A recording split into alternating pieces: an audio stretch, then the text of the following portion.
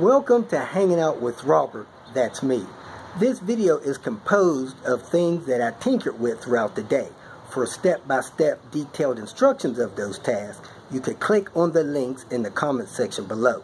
This video should contain tips and tricks of things that I've learned throughout the year. Now, I only plan on leaving this video posted for about 30 days. I hope you enjoy it. Thank you very much for watching. Put my spare steering wheel on I got from Buster Brown. Leather, so it still feels good. See if the horn works, if it went in right. The one that I did, I took off of here and cleaned. It didn't do quite like I wanted it to, so horn still works. I'm good to go. And I don't have an SRS light, so I didn't violate that. I'm going to head over to my storage and check on a couple of parts. My steering wheel alignment looks perfect, so that's good. We're back here with Peaches. It is still losing coolant. And we're going to go and take it and try to figure out where it's losing its coolant from. At one point, it was losing a little bit of coolant, but now it's losing more coolant. So, we're going to take it and check it out. See if we can find the coolant leak. Some spray. You see that white ash? That's evidence of coolant spraying. It's probably spraying out of the bottle when they take the cap off when it's hot. I have it right about a little bit above the full line because it was low. But we'll see if it's trying to come out of the cap by the time I get to my sister's place. We're going to take it to my sister's place and explore all of the coolant leak avenues. They have put about 30,000 miles on the car since they purchased it from me a year ago. I told them the spark plugs were due, but since it's not misfiring, they wanted to pass on that. So we just need to figure out what's going on with these this coolant loss, and maybe they'll be good for a while. The owner is complaining about hard shifting, and that is in the first to second and second to third. That's real common among the transmission torque mount down below. But I'm going to go ahead and check the fluid level. I drove it about 15 miles. I shifted it through all the gears, 5 seconds per gear. Now I'm letting it sit 2 minutes, and I'm going to pull the dipstick, check the level, and see where it's at. The level's a little bit high on the hot side, so I think the level's good. It's more than likely that mount. In this video, we're going to be looking for a coolant leak on this P80 Volvo. Anytime you have a coolant leak in a vehicle that you haven't identified and you're having to add coolant, I call that coolant roulette. I don't think this car has a head gasket issue. Normally, after you drive these cars a few miles, if it has a head gasket issue, the level in the bottle will rise. That is where I put the bottle level before I drove over here. It was low. So they're losing coolant from somewhere, and we're going to try to find it. The problem with small coolant leaks are hot coolant, when it escapes the system, it basically evaporates. And if it's evaporating on you, it's hard to see where it's leaking from. It is not dripping under the car. They said they're losing about a bottle full every 300 miles. To me, that's about 30 ounces. That's a little excessive. However, I like to tell people, as long as your leak doesn't exceed your ability to keep the level good, you should be okay. That goes for coolant, transmission fluid, power steering fluid, or engine oil. So, if you can top that bottle off every day with coolant, and that doesn't bother you financially, you can keep driving until it's running out quicker than you can fill it up. Let's get the car in the garage and see if we can find this coolant leak. The absolute best way to find a coolant leak is to take the car in the shop, let them pressurize the system, and find out where it's leaking from. Some people add dye to the coolant, which is in most standard coolants, but not in the stuff that I use for Volvos. But when you have it pressurized, you can usually find where it's leaking.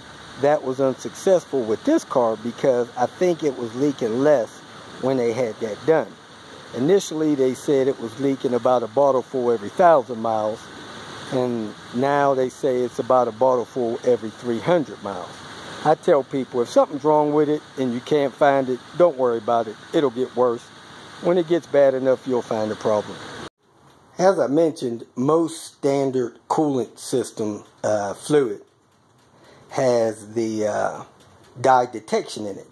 So I got these glasses and this black light to try to locate where coolant may be seeping out. A lot of times when you have a coolant leak, you'll see a little buildup like you do at the top of that hose there.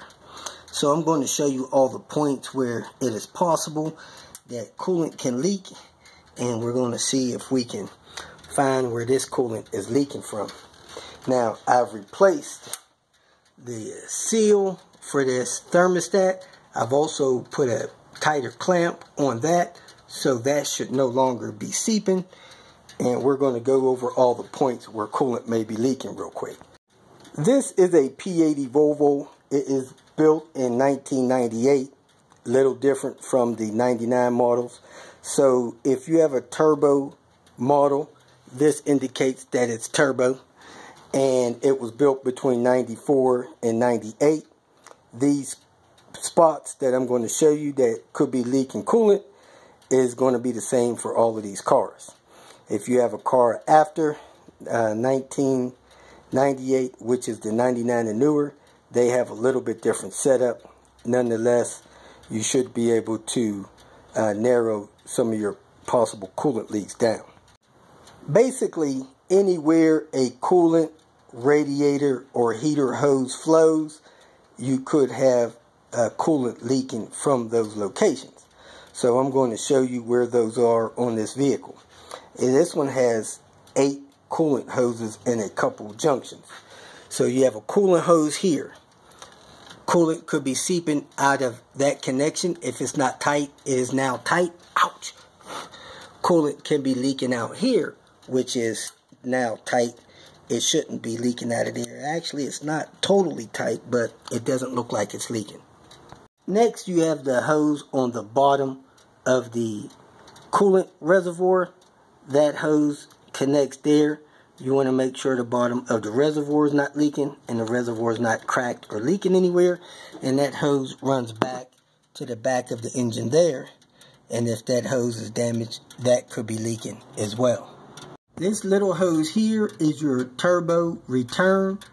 It can leak. This one was replaced within a year ago, so that should not be the problem. Here you have your thermostat housing. If the thermostat gasket is cracked and torn, it can be leaking. You have a housing that normally doesn't leak unless somebody has pulled it, replaced the head, and only put a single gasket on it. We will look down under there in a little bit. So you want to make sure that your thermostat housing is not leaking. This is your upper radiator hose. You want to make sure it's good, it's not spongy, and it's not leaking. It could leak along the radiator, especially if the radiator is cracked. This one had a minor oil leak there that I repaired.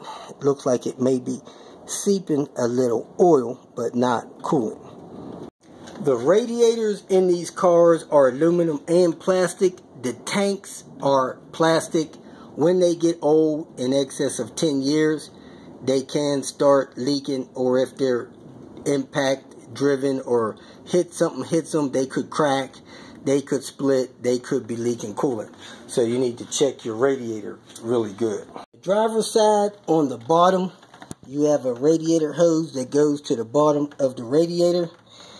That hose comes up and you can see the sticker on that one that's been replaced there. It comes back and it connects under this turbo intake tube to a pipe there. That can be leaking. It is your lower radiator hose.